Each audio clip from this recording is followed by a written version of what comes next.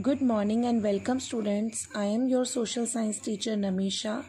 I hope you all are taking good care of yourself. So, class fifth, today we are going to start again the chapter number 4, that name is of weather and climate.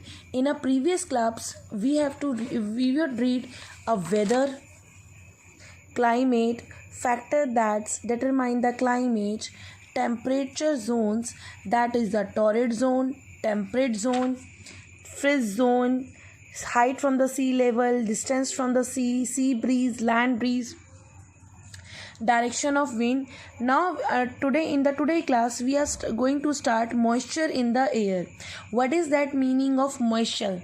So what moisture means, the air vapors present in the neither high or water vapors present in the air. So moisture means the amount of water vapors or moisture present in the air is called a humidity. Humidity means आर्द्रता यानी कि नमी.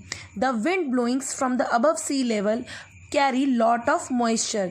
आपने देखा होगा जब monsoon season आता है तो क्या होता है, पूरे एरिया में, पूरे हमारे एटमॉस्फेयर में क्या रहता है, मॉइस्चर रहता है. आप कोई भी क्रंची चीज़ रखते हो, आफ्टर सम टाइम बाद वो देखते हो काफ़ी सॉफ्ट हो जाती है. सो दैट क्यों सॉफ्ट होती, just because of moisture. In this reason the coastal areas are very humid. So this is the only reason कि why coastal areas are very humid, because there have a lot of moisture. This humidity make the summer very uncomfortable. हमारी skin भी कैसी हो जाती है, chip sticky सी हो जाती है. Because the sweat does not evaporate makes you feel hotter. Humid winds also bring rain. Kerala and Kolkata are among the humid places in India. So students, quick revision. आपको ये write true and false you can also do in your notebook. आपको ये true और false भी अपने notebook में करना है. Now students, there is another point, a global warming. What is that meaning of global warming? So if you have studied the natural features of a climate of a place, आपने देखा होगा कि natural चीज़ें हो रही है हमारे इसमें. There is some man and man-made activities too. They affect the climate. Let us understand the activities is restrained climate changes like deforestation. The word here deforestation, what is that meaning of deforestation? Feeling of trees and clearing a windy area. यानी कि जब हम पेड़ों को continue काटते हैं उसकी वजह से डिफॉरेस्टेशन होता है. Feeling of tree on a large scale, one of the major human activities that affecting climate. Climate को डिफॉरेस्टेशन का बहुत ज़्यादा अफेक्ट पड़ता है. जब ह्यूमन एक्टिविटीज़ होती है, ह्यूमन अपने बेनिफिट्स के लिए वुड कट करता है, मेडिसिन्स लेता है बहुत सारे फॉरेस्ट से, सो उसकी वजह से डिफॉरेस्टेशन होता है. ट्रीज़ क्या मेंटेन करते हैं, trees maintain between oxygen and carbon dioxide in the atmosphere. Due to loss of trees amount of carbon dioxide is increasing at the atmosphere day by day.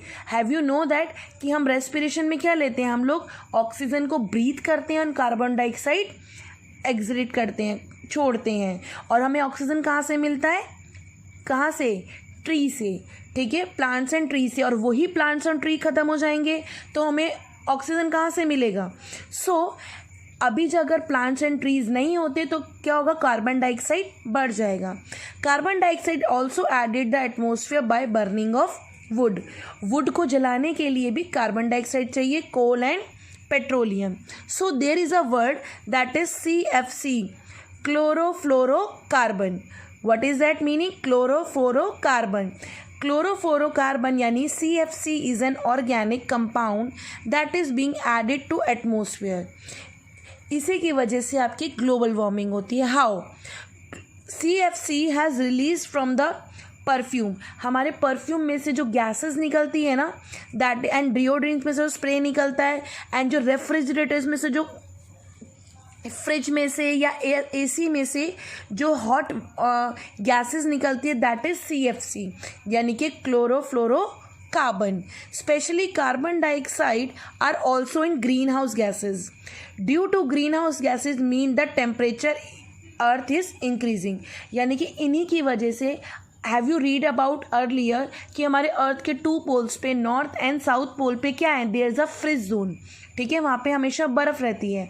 But इतना सारा हमारा pollution बढ़ रहा है, chlorofluorocarbon बढ़ रहा है, और वो क्लोरोफ्लोरोकार्बन कहाँ से निकल रहा है, परफ्यूम से, स्प्रे से, रेफ्रिजरेटर, फ्रिज जो आपके घर में, एसी से, ठीक है, जिसकी वजह से हमारी अर्थ का टेम्परेचर धीरे धीरे बढ़ता जा रहा है, ठीक है, और वो इतना बढ़ रहा है, और टेम्परेचर जब बढ़ता है तो क्या होता है, जितनी फ्रिज जोन है वहाँ से क्या हो रहा है, आइस जो है वो मेल्ट हो रही है, जिसकी वजह से ग्लोबल वार्मिंग बढ़ रही है.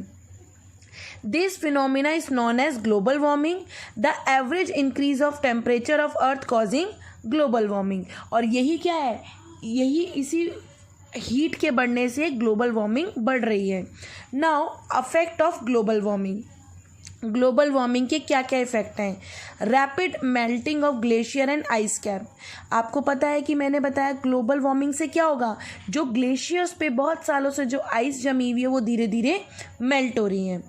Rise the sea level. अब जब आइस मेल्ट हो रही है तो क्या होगा, सी का लेवल अपने आप इंक्रीज़ हो रहा है, और बहुत सारे ऐसे कोस्टल एरियाज़ हैं जिनका सी लेवल बढ़ा तो वो एरियाज़ पानी के अंदर आ गए. Warming of ocean water can heavy rainfall which में फ्लड लोइंग एरियाज़. और इसी वजह से क्या हो रहा है, बहुत ज़्यादा रेनफॉल बढ़ रहा है, ठीक है. इट में adversely affect animal found in the polar region.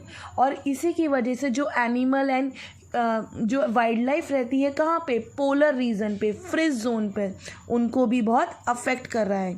अब हमें स्टेप्स बताने हैं कि कैसे इनको रोका जा सकता है.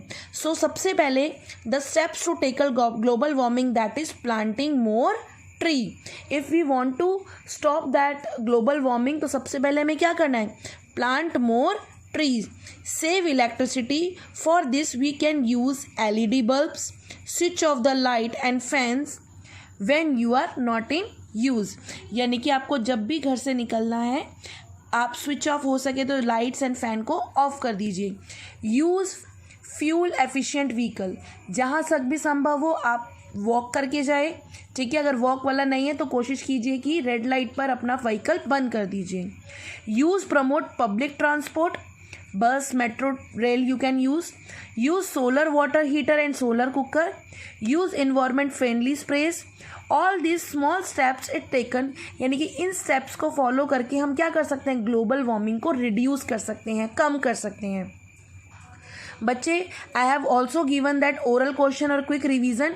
इसके आंसर्स आपको इस वाले का आपको पेज नंबर 30 पे मिलेगा. And then second answer is also written here. Third answer is also written here. Fourth is also here. And another one, I am just giving you this exercise. आपको ये पूरी एक्सरसाइज नोटबुक में करनी है with the proper handwriting. Don't ask बेटा stupid question कि ma'am करना है नहीं करना. These all are complete work. आपको ये सारा का सारा आपको PDF में दिया जा रहा है. You can do in your notebook clearly. Thank you so much students.